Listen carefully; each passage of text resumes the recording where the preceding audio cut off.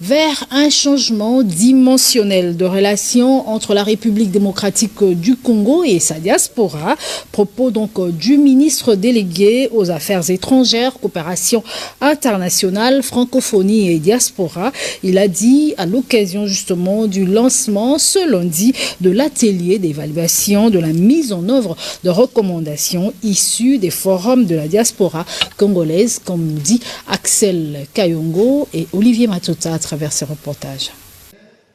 Après la tenue des 5 derniers forums sur la diaspora congolaise auxquels ont participé experts, diplomates, investisseurs, parlementaires et membres du gouvernement, les recommandations qui s'en sont découlées sont restées lettres mortes depuis 2008 jusqu'à ce jour. Plus qu'un geste protocolaire, l'heure est désormais à la concrétisation des actions en vue d'offrir une politique nationale, un plan d'action, bref, une feuille de route. La diaspora congolaise ne sera pas à la périphérie des actions gouvernementales, mais elle sera au cœur de toutes les priorités, comme l'affirme Crispin Badou, ministre délégué aux Affaires étrangères. La relation entre l'État et la diaspora doit changer.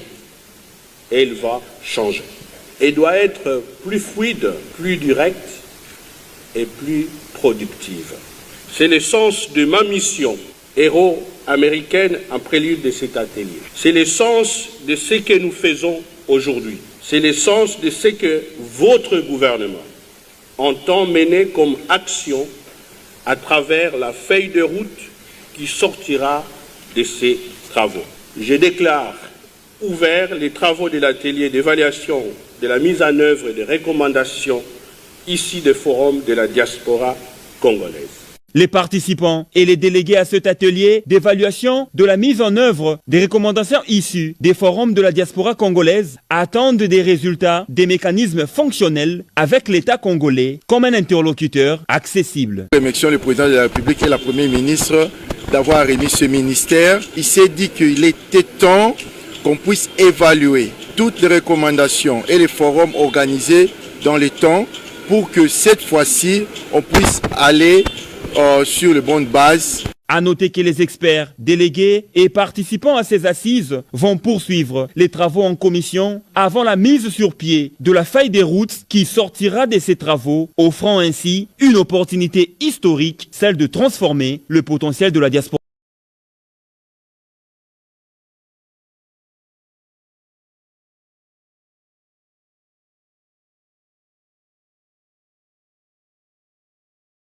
Je suis Raymond Kashiba, président de la communauté congolaise de la région de la capitale du Canada et du Conseil canadien des représentations des communautés congolaises.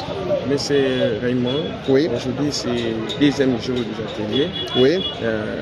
C'est quoi l'idée de ces ateliers? Alors ici les ateliers, comme on peut les lire, c'est donc atelier d'évaluation et de la mise en œuvre des recommandations issues des différents forums de la diaspora. C'est-à-dire que depuis 2008, il y a eu 4 forums de la diaspora jusqu'en 2021. Le premier en 2008, le dernier en 2021. Et on a écouté énormément les groupes de la diaspora, l'État congolais qui a réfléchi sur la gestion de la diaspora, on va dire ça comme ça.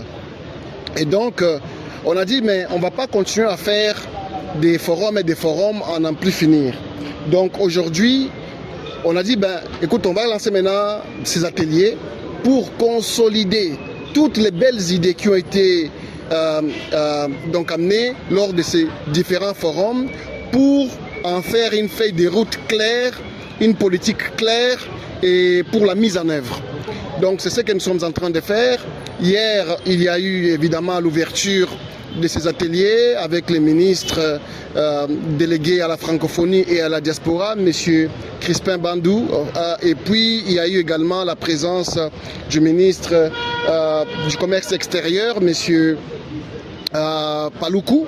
Des ateliers qui vont durer 2 jours, donc aujourd'hui et demain, et ensuite jeudi, la clôture officielle.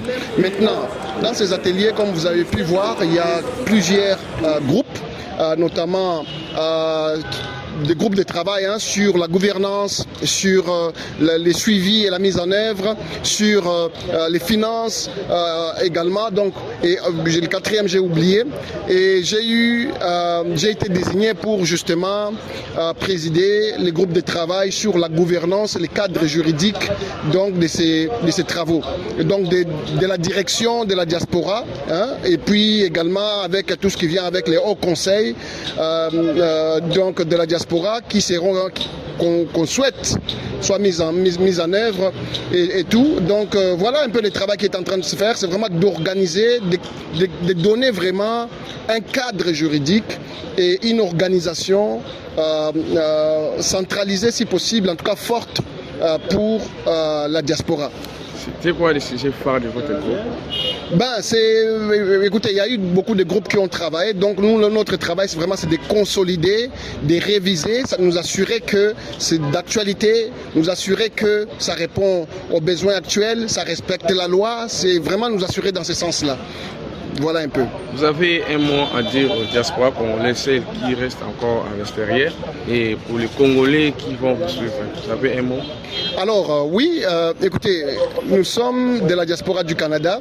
Il y a eu quelques représentants des différentes diasporas à travers le monde.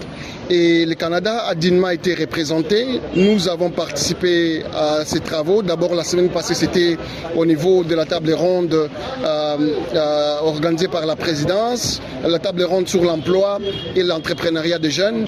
Et aujourd'hui, cette fois-ci, cette semaine, nous sommes au niveau du ministère des Affaires étrangères, donc le ministère délégué à la francophonie et à la diaspora, où nous participons justement à ces travaux. Le CCRCC, qui est une organisation canadienne, a été invité justement pleinement, comme d'autres organisations à travers le monde, Afrique du Sud notamment, États-Unis notamment. Je salue le président Djamba, Afrique du Sud, le président Olivier, et évidemment nous ici du Canada, qui représentons justement cette partie du pays à ses assises. Il faut le dire, notre absence aurait été fatale, difficile, parce qu'on doit être... Ici, j'ai entendu beaucoup, mais de la part de ceux qui habitent ici déjà, qui le disent clairement, si on parle de nous et qu'on n'est pas là, c'est que c'est contre nous. Et aujourd'hui, le Canada était présent, la diaspora congolaise du Canada était présente et on n'a pas parlé contre nous. Au contraire, on a contribué énormément au travail qui est fait. La voix du Canada a été entendue. Merci beaucoup, monsieur. Voilà, merci à vous. Merci beaucoup d'être là branché. Merci de nous avoir suivis sur Light.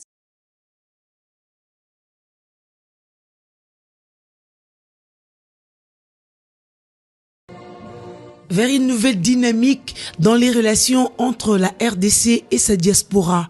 C'est sur cette voie que s'est clôturé à Kinshasa l'atelier d'évaluation de la mise en œuvre des recommandations des différents forums de la diaspora.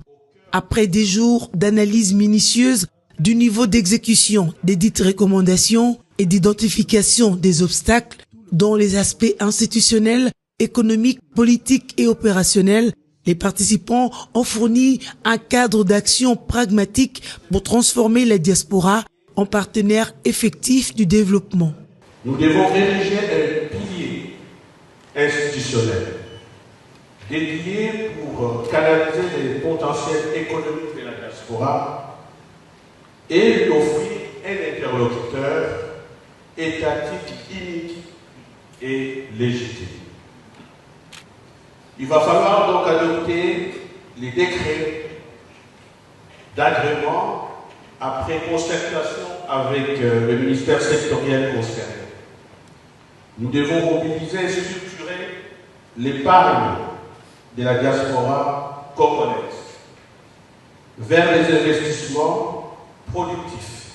La chef du gouvernement a pris acte de la nécessité de renforcer, structurer et optimiser des mécanismes permettant à la diaspora de participer activement au développement du pays. Je vais recommander au ministre délégué de rapidement prendre langue avec le VPR de la fonction publique ainsi que le VPR du budget pour assurer qu'un certain nombre de recommandations qui ont été édictées puissent être effectives.